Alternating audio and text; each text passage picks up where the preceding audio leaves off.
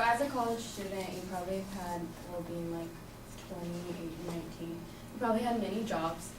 And I've had like 4, and they've all been different. Retail, fast food industry, working with a parent, and then I found serving, and now I am a server. I started as a cashier, and then I moved up to serving.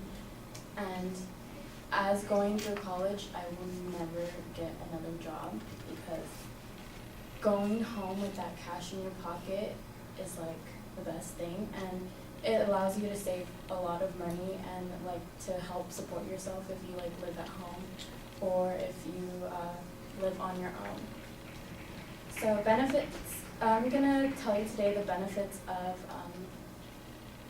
working as waiting tables while you're in college.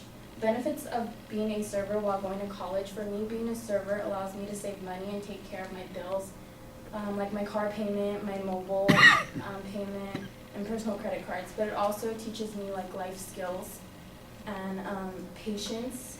You're able to interact with people, with all different people of all backgrounds, because you never know like who you're gonna be talking to, and you tend to develop tough skin. You should come into the serving industry a little prepared, because each table you have no idea what you're going to deal with. We're all college students, and we should all want or need a job, depending the reason, but becoming a server is really one job that every young person should give a shot at, because you're getting paid hourly along with being able to walk out with some cash. The younger you are, the easier you'll be able to get the job and hold the job. As long as you don't get too comfortable with the kind of cash you'll be bringing home, then go apply now. I'll be sharing with you the benefits of waiting tables throughout your college years. Waiting tables allows you to save tons of money if you're smart about it. First, waiting tables is a beneficial job for a college student because it will allow you to save money while you're able to support yourself. As a server, you go home with up to 200 plus in one shift. According to Generation Cedar, if a high school graduate begins waiting tables at the age of 18, making an average of $18 an hour, working approximately 3 days a week for 15 hours, those are really low hours, and at the end of 4 years, he stands to earn $56,000. That does not account for any investments that he might have made. If you're strict on yourself to put money away, you can save without really noticing that $20 you spent in your savings. I myself tell me to like put, so $1,500 is my zero limit, and if I go under there, I'm a very broke girl. So I always keep my bank at $1,500, the lowest, and then I continue to increase it from there. While I'm able to support my bills, etc., I'm able to like go out and have free time. Waiting tables can help you with life skills. As a server, you really get to know all about people, the good and the bad. Your patience will always be tested,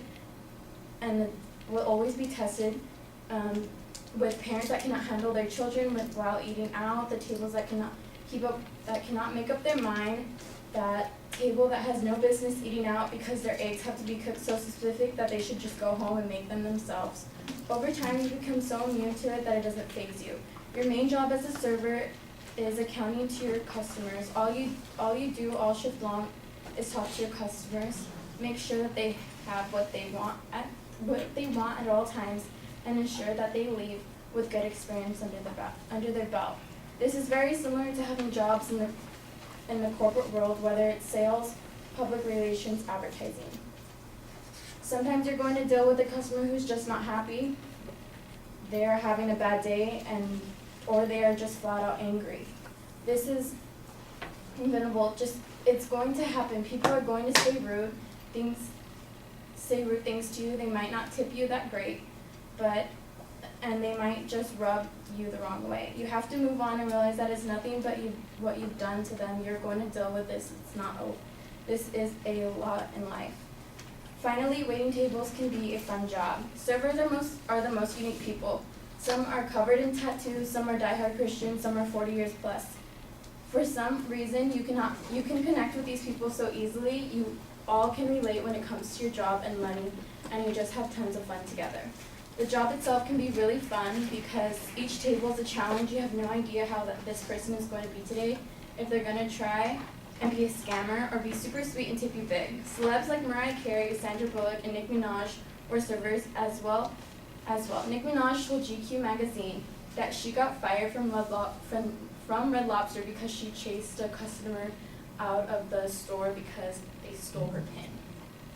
In conclusion, waiting tables during college allows you to save money while you're able to support yourself or help if you're living at home, help you build your life skills and your future career. And for your future career, it's an overall fun job to experience.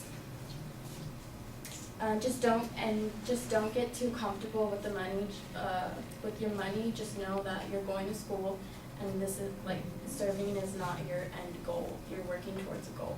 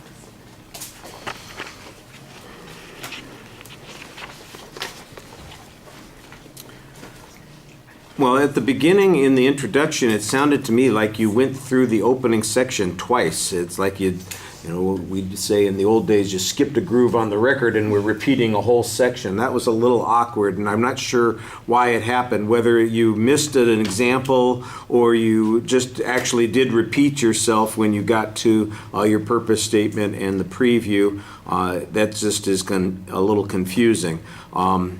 I did hear in your presentation a little bit of research here and there, a couple of examples that were kind of fun. I thought that should be helpful to the presentation, but you need more of that sort of thing. Because at one section you talked, that whole last section is talking about how fun it is to be a server, and you don't sound like you ever had fun at your job at all. You don't sound like you enjoyed anything. You're not laughing about anything. You're not smiling about anything. There's no energy in your voice that suggests what the fun thing was. The closest that you got was that story about, was it Nicki Minaj chasing the customer out of the Red Lobster because they took her pen.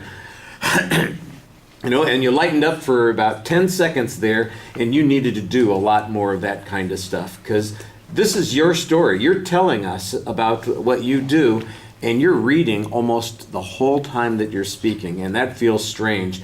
If you went to a job interview and you had to look at your notes the whole time you were answering questions, they would say, well, don't you know what it is that you're capable of doing? Don't you know what it is that you think about things? That seems very strange. Here you are, you're presenting to the audience, and you're so note dependent and so much reading here, and you're disengaged from everybody. I think that you really have to work on these things. Your voice is, I think you've got a pleasant voice, but it needs to project a little bit more.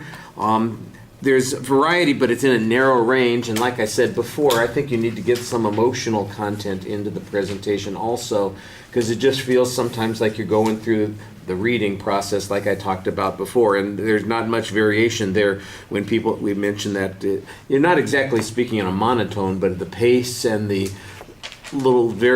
absence of variation in energy level makes it feel a little bit like that. So you want to be careful about those sorts of things.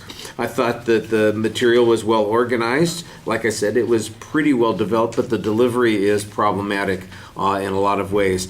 You've got your legs crossed, you're looking down the whole time you're reading. You did have a few nice descriptive gestures. I like that. So those would be things that you want to expand on a little bit. Let's see. Like I said, the big issue is that you're not giving a speech so much as you're reading your notes to us, and the audience is supposed to be where your focus of attention is, and all your focus is on the cards that you have in your hand. So that takes some practice, and I'm sure you'll get better at it. All right, thank you.